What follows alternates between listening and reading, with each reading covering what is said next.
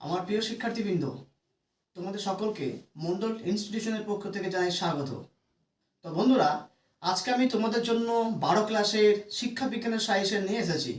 তো তোমরা সবাই জানো 12 ক্লাসে বড় যে 40 নাম্বার থাকে তার মধ্যে থেকে 8 নম্বরের 4টে করতে হয়, 4 32, এবং 4 নম্বরের 2টে করতে হয়। সব মিলিয়ে 40 নম্বরে তোমাদের বড় প্রশ্নোত্তর করতে হয়। তো আজকে আমি তোমাদের জন্য মান 8 এবং 4-এর জন্য গুরুত্বপূর্ণ প্রশ্ন নিয়ে এসেছি। তোমাদের জন্য যে প্রশ্নগুলো আমি রেখেছি, এই প্রশ্নগুলো তোমরা যদি খুব সুন্দর করে পড়ে যাও তাহলে অতি অবশ্যই তোমরা পরীক্ষা হলে 100% কমন পাবে। তো বন্ধুরা, চলো দেরি না করে দেখা যাক সেই গুরুত্বপূর্ণ প্রশ্নগুলো কি কি। আমি তোমাদের জন্য প্রথম প্রশ্নটি রেখেছি, স্পিয়ারম্যান এর দ্বি উপাদান তত্ত্বটি সংক্ষেপে আলোচনা করো। দ্বিতীয় প্রশ্নটি হলো, থার্স্টন এর বহু উপাদান তত্ত্বটি লেখো। 3 নম্বর প্রশ্নটি, বুদ্ধি কি, এর সাথে রেখেছি এর 4 প্রকার সংজ্ঞা দাও, এবং আর একটা পার্ট আছে এরই সাথে, সাধারণ মানসিক ক্ষমতা এবং বিশেষ মানসিক ক্ষমতার মধ্যে পার্থক্য লেখো। 4 নম্বর প্রশ্নটি হলো, স্কিনার বক্স কি, এর সাথে আছে স্কিনার বক্স এর পরীক্ষাটি লেখো। 5 নম্বর প্রশ্ন হলো, শিক্ষাক্ষেত্রে সক্রিয় অনুবর্তন বা অপারেন্ট এর ভূমিকা কী ছিল। 6 নম্বর প্রশ্নটি হলো, শিক্ষায় সমসূচক বলতে কী বোঝো, এবং সংক্ষেপে এর ধারণাটি লেখো।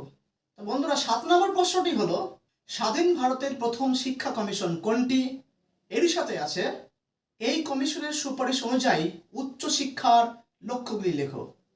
8 নম্বর প্রশ্নটি হলো, কারিগরি শিক্ষা কাকে বলে, এর সাথে কারিগরি ও বৃত্তিমুখী শিক্ষার মধ্যে সম্পর্ক লেখো।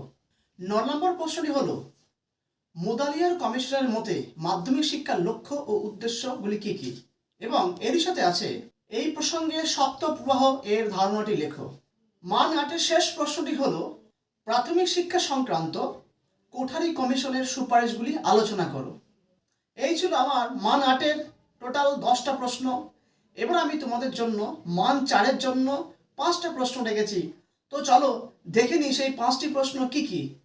প্রথম প্রশ্নটি হলো, ব্রেইল পদ্ধতি সম্পর্কে আলোচনা করো।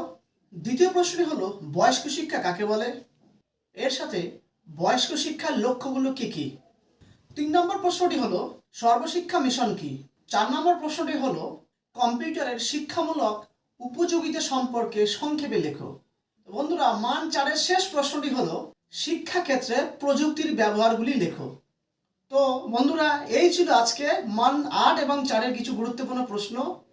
এই প্রশ্নগুলো তোমরা খুব সুন্দর করে মুখস্থ করে যাও, পরীক্ষা হলে অবশ্যই তোমরা কমন পাবে।